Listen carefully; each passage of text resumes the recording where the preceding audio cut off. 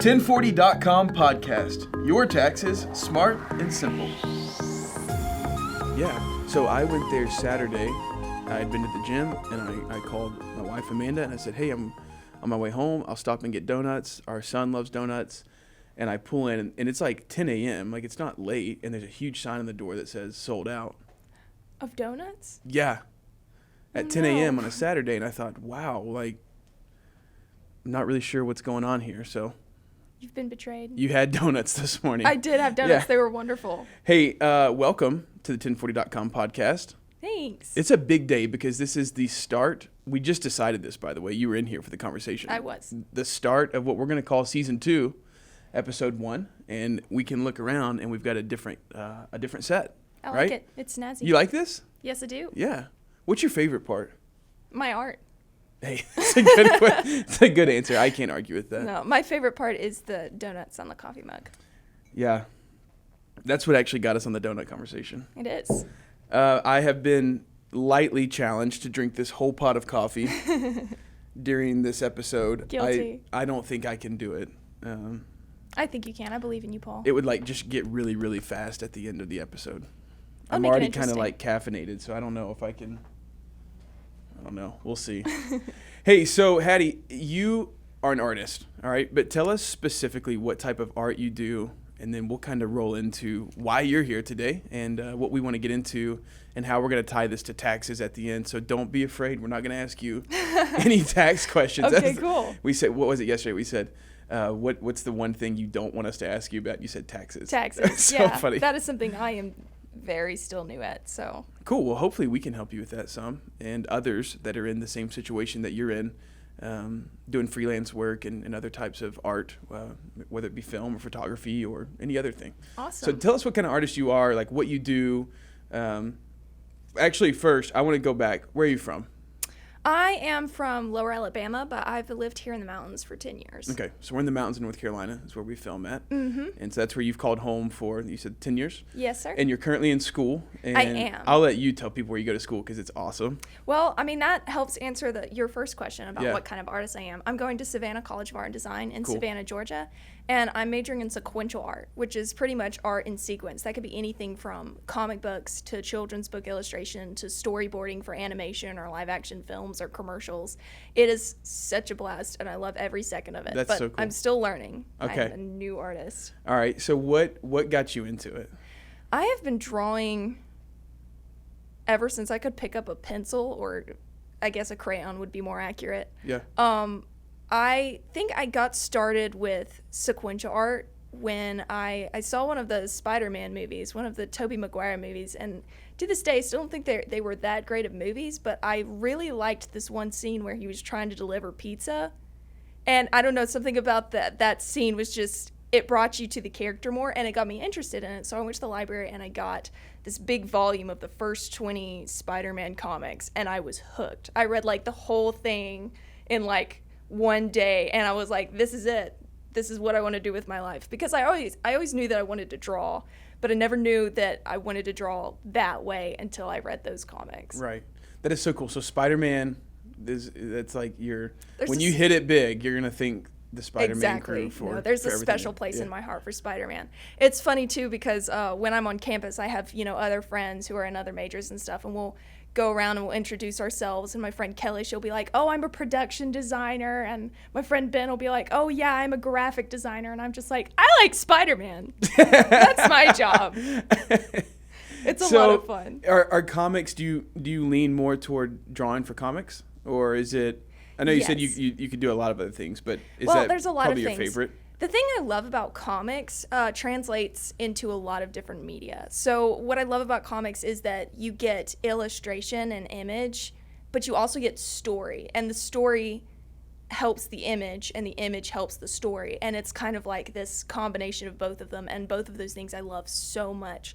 And so I would lean more towards comics because you get to use the medium of art and image and Right. still image to tell a story, and that's just really cool to me, and I love it so much. So a fun fact that our listeners and viewers might not know, but if they've been watching our episodes, they would know this, that you are Susanna's sister, and Sue is normally on the episodes with us on the show. And Sue is a writer for 1040.com. So is. I know the both of you are working on, is it a novel? We're working on a graphic novel called Ace of Spades. Cool. What's it called? Ace of Spades. I don't know if Sue's told me that. Maybe she has. I know I've seen some of the work for it, and it's really cool. Thank and I know you. it's in its early stages, but I can't wait to see what that turns out to be. So when you draw for comics or for stories, novels, are you a writer? I guess is one of my first questions. Do you write as well? Yes, sir, I do. I love writing. You don't have to call me sir. That made me feel really old. I'm sorry. That's all right. That's all right. I'm going to block it out. Okay. So you do write though? I do, yeah. All right. So when you and Susanna are working on that, is she predominantly the writer and you're predominantly the artist? Or how does that? We do both of both. She predominantly writes, and then I'd be like, we need to change this or that. And she's like, no. We work it out. Do you ever go, do you ever read what she has created and then you go, I like it, but I had this other idea for a character and it's just not. Usually it's not the is that what character. happens?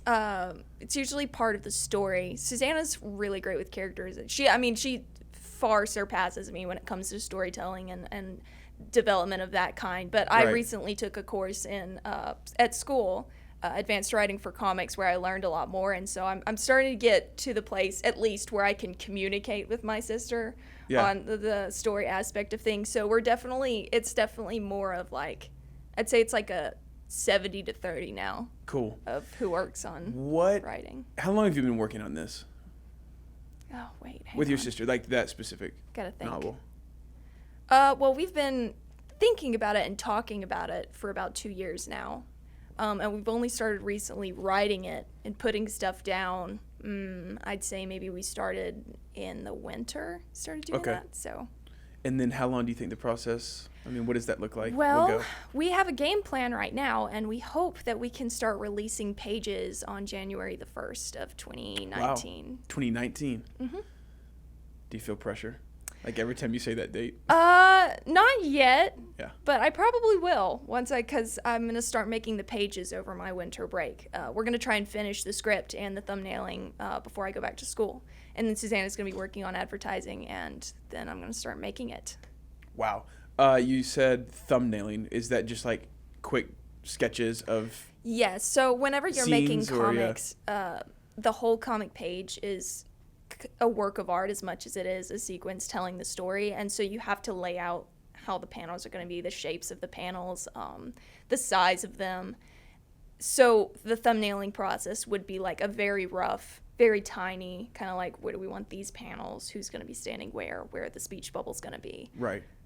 It's not finished work at all. It's just stick just figures. to help start tying pieces together, characters together. Exactly. How the flow, I guess. Exactly. Yep. Wow. That's just it. It's fascinating. It's I would much fun. rather talk to you about this than your sister too. I'm just kidding. Hey, so we have you here today. We do a lot of work and a lot of blogs. Susanna writes a lot of blogs for freelancers. And last year, our development team took a huge project on where we wanted to make 1040.com easier for freelancers, I guess is how we'll say that, to use. So in a multiple different capacities. So photographers, videographers, artists. It could be anything where you're kind of working on your own as a freelance for hire. So when we started talking about this, you naturally came up, and I've got some of your work pulled up here. But tell us about you're on a website, a freelance website for artists. Tell us how that works, the process in your world. We know it's different for everybody else, depending on what you do. But how does that work for you? What does it look like? Everything from how you take commissions, how you edit, go dive into that. Let's just hear from you what that looks like. Sure. So let's just start from the beginning. I work on a website called Artists and Clients, and it's kind of like a platform for artists and clients to work together, and they kind of smooth the process out a bit. So whenever I first start a commission, I have different slots, which pretty much I have a slot for portraits, I have a slot for waist up, I have a slot for a cartoon and an avatar.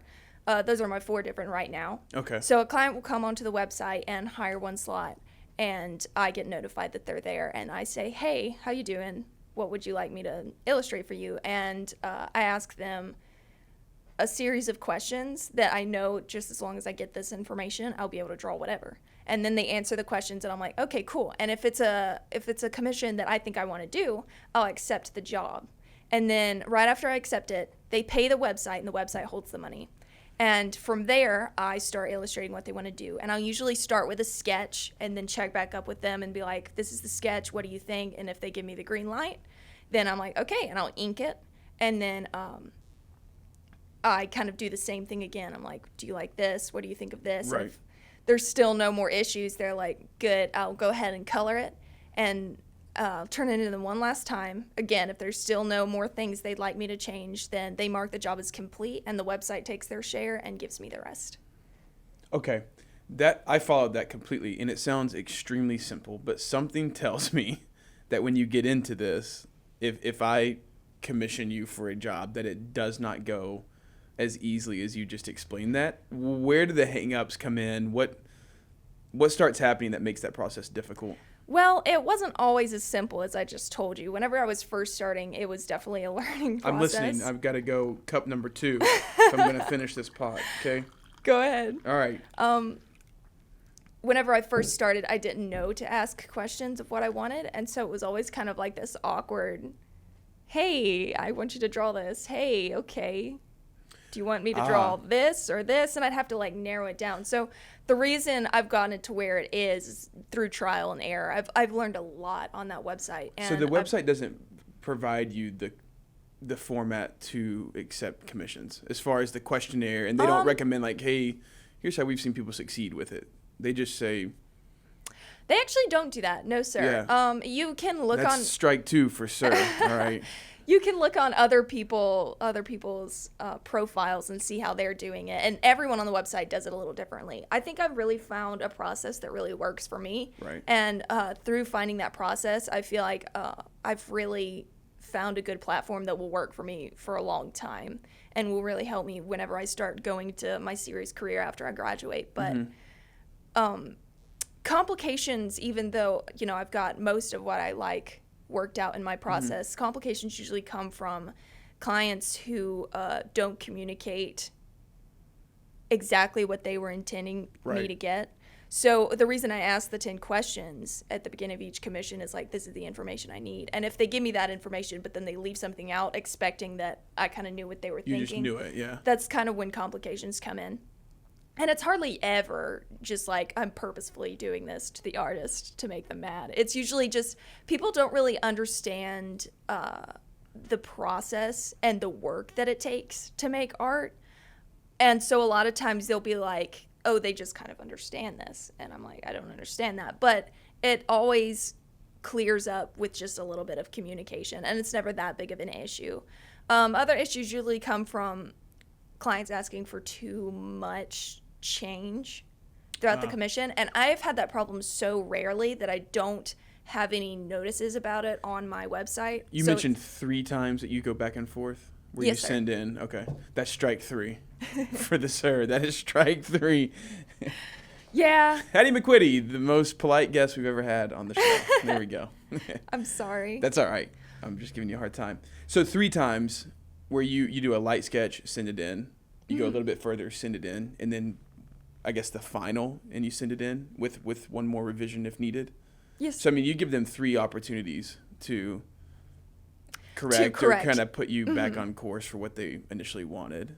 So, yeah, I could see where that's plenty of times in different parts of the process where you haven't gone too far until the very end, right? If they wanted to change something that that messes up, like, the initial design in itself. Or if they're just so ridiculously detailed in what they want.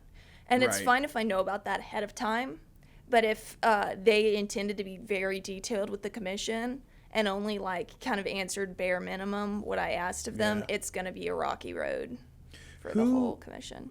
Who's on the site? Like I've never found myself saying I need to go to what's the site called? Artisan Clients. And commission work. Like who's doing this? Like what are the clients? Who are the clients? My favorite clients are the ones who come to me with requests to make illustrations of their characters. If they're like writing a book and they're like, I kind of need to visualize this character. This is what their hair is like. This is what they wear. They've got these scars, and this is their personality. And they might not even go in the book. They just want to see it to help them finish their writing process. Personality descriptions are one of the main things I work off of on artists and clients. And personally, I think it's one of the things that sets my work apart from the other artists on the website, because if you ask about the personality of a character, you're not only capturing their physical appearance, you're capturing how the person who created them knows them. Mm-hmm. And that's why I love when people bring me story characters for, the stories that they're writing, because I get to show them their character based on the personality that they gave me. I get to show them their character that they've been imagining this whole time, but they've never seen it. So I'm showing them their character for the first time, and it's so much fun. Yeah, I guess you feel invested in what they're doing at that point too. Oh, definitely. Like you're helping you create, and so especially with your sister being a writer, like you kind of know that side of it a little closer than others might know. So when somebody's writing and they come to you and say, "Hey, can you help me create this character?" Like I feel like you've set yourself up for really good success in that style, because you and your sister do it all the time as well. We do, yes, sir. So when you turn, that's strike 4. I'm sorry. when you turn work in, like, is it like Christmas morning when you wait to hear back from a client? It really is. Oh, my favorite clients are the ones that get really excited. Of course. Have you ever had somebody just say, like, all 3 revision cycles were great, and you turn in the final and they're just like, no? That has never happened before. Good. It's kind of like when you're in high school. What a jerk that would be, right? I know, right? It's kind of like when you're in high school and your teachers tell you, don't worry about the final exam if you're making good grades. There's no way you made good grades up to this point and you're going to fail the exam. That is beautiful. Right. So if you've turned in 3 good and they're all on board, they'll then love why? the final. Let's go through this is your Instagram page, right? Yes, it is. And if you scroll down some, you can see some of my past commissions. So let's tell people, HOMCQ. CQ. My last name is McQuitty, and it starts with MCQ. Okay. And my middle name is Olivia, so there you go. Bam, bam, bam, bam. Okay, tell me when. I want you to talk about maybe 2 or 3 of these. Oh, actually, let's talk about this real quick. So, you came by our office yesterday to kind of go over, not to talk about taxes with you. And I was eating my lunch, and when I came in, you were drawing a centaur, but I didn't know what it was, right? I kept calling it a horse. And I hadn't got to the person part yet. Yeah, you were just doing the body. And yours was incredible, right? And Thank you. You signed your signature. And then right when you were leaving, I decided I was going to try. What do you think? A score 1 to 10, where I would give yours a 10, right? So, I mean, you can be honest. What would you give in mine? You were doing really good until you gave up on the person part and just did the stick figure. That's great. Yeah. My waist to rear ratio, Susanna said, was a little off. She dropped some names we won't drop of what it reminded her of. All right, let's move on. I tried, all right? But yes, I did draw a stick figure. And then I thought, I could go on artistandclients.com, and Sue and I were talking about this. Somebody goes, I just want a really bad cat. And so because I can't draw at all, like, I would be setting myself up for good success because I can't draw. So somebody wants a bad drawing, then there I am. There you go. All right, tell me when to stop. What's one you can talk about? Maybe tell us the background on what a client was looking for. Sure. So we're almost there. Oh, what is this? Stranger Things. Wow. That's you want me to Stranger keep going? Thing. I'm going like Max really from slow. Stranger Thing. We can have you back and do a series, and I know some of the guys in the studio would sit in with us. We can talk Stranger Things. All right, here we go. Oh, whoa. Wow. That tiger guy. This guy was one of my favorite. That was one of the clients that I had who just got so excited by the end of the commission. I really liked the way it turned out. This commission went really smoothly. I still have just fond memories of this commission. So you've kind of talked us through the process, how the website works, and I've like hounded you. I'm looking for like this one story where somebody just wasn't happy, and I'm glad you haven't had it. So tell us, like, kind of after we've gone through that, how did this happen? What did this person need? What were they looking for? Well, by this point, I'd kind of made a name for myself among this group of gamers for World of Warcraft. I get a lot of World of Warcraft people who come and want me to draw their characters because I think they use the images in like online discussions and stuff. So they had gone and like spread my name around, and he came and he was like, "Hey, I had some buddies who, recommended you, and I wanted to know if I could get something done." And I was like, "Sure." This was actually the first anthro commission I ever did, and it turned out really great, and I'm really proud of it. But they came to me and they were like, "I've got all this stuff I want him to have.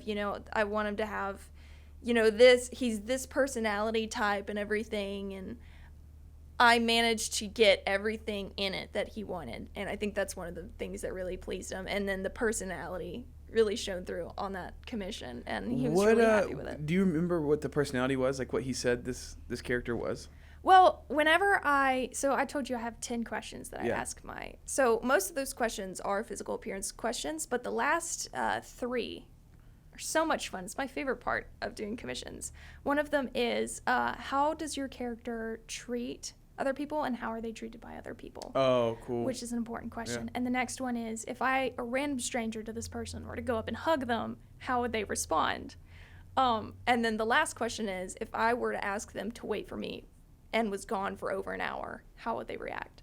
And so this client, based on those questions, gave me these answers and everything, and I was like, okay. And I was able to use those to create this How dude. does the little mouse up on his shoulder fit in? Where did that come from? That's his pet. Yeah. So he's I don't know where he got that he's pet. a kind tiger. He is.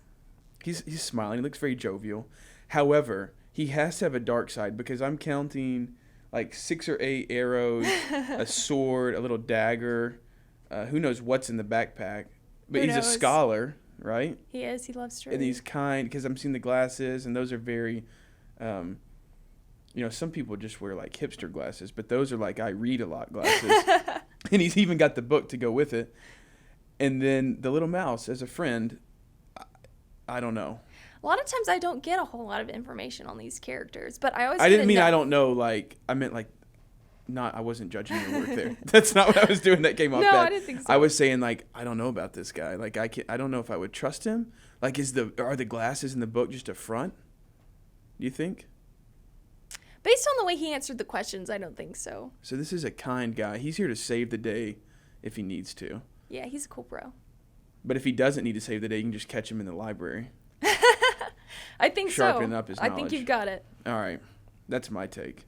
Let's do one more. Let's see. Did it go back? Oh, here we go. These are so cool. The color in these are really neat. Thank you. Oh, I loved this one. Okay. She was fun. It's pretty much the same process.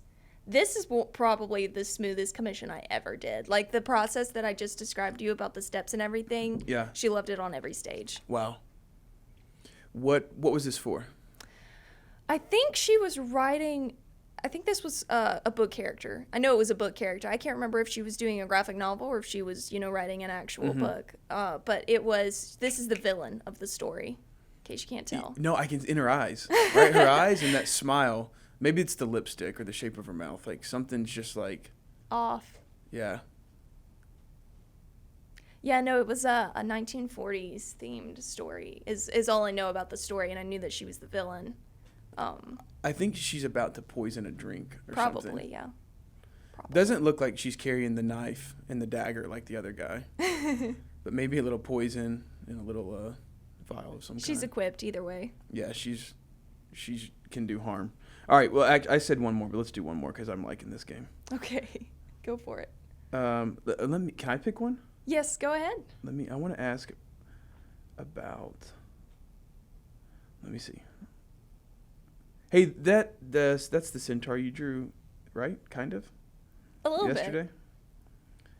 Okay, I want to go back up. I want to ask about this like bulky dude here. This guy. Oh yeah. Him and the girl next to him were actually the same commission. I rarely do 2 people in one commission, but I made an exception this time. They were a lot of fun. I think he was a bounty hunter. Is he pouting? Like the way his eyes, like, I'm over this. Yeah, he was definitely over it. He just looks like he's worn out, tired. Do they ever name them? Like, do you ever know their names? Does that play a part in it? I don't ask their names, but a lot of times the clients will give me their names. You don't have to have it. It doesn't help you. It doesn't help me put their character, Yeah. no. Okay. But All right. After doing this, I want to play a game. okay.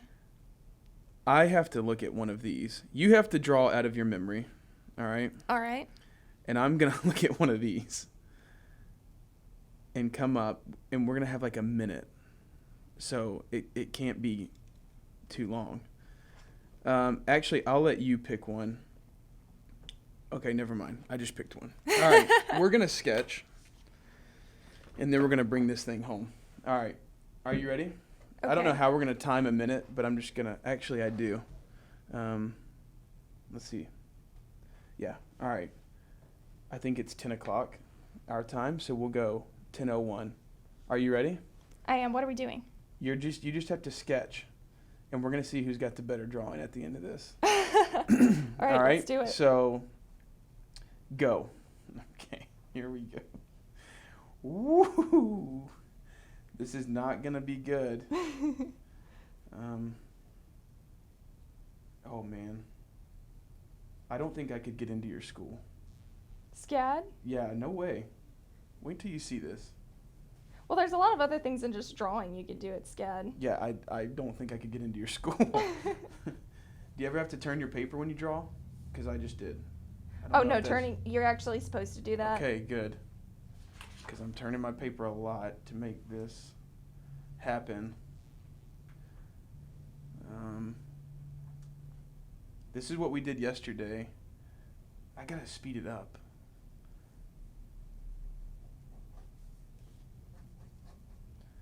I'm trying.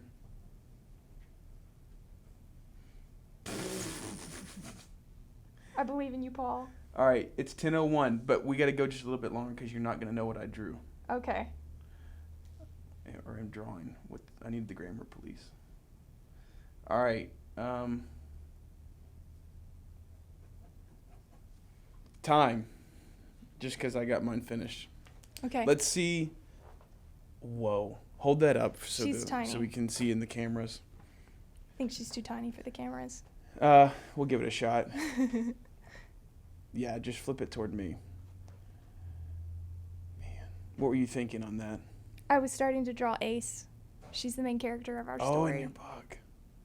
All right. I was going to draw this girl. Let's see. Right here. Oh, that's Jack. She's also a character in our story. This is what I got. What do you think of that? I love it.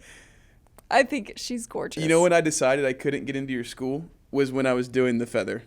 It was the second thing I added to this. Well, if it's any consolation, Jack would be very proud of you. Yeah, she must be very kind. She, Jack? Jack, she's not kind, but she would be proud of you. She's not. Okay, great. Well, I can't wait to read what you all come up with. Oh, thanks. January 19, we'll be able to see something, or is it still kind of private at that point? Well, that's what the 1st of January 2019 is the first page. Okay. And it will be updated once a week. Wow.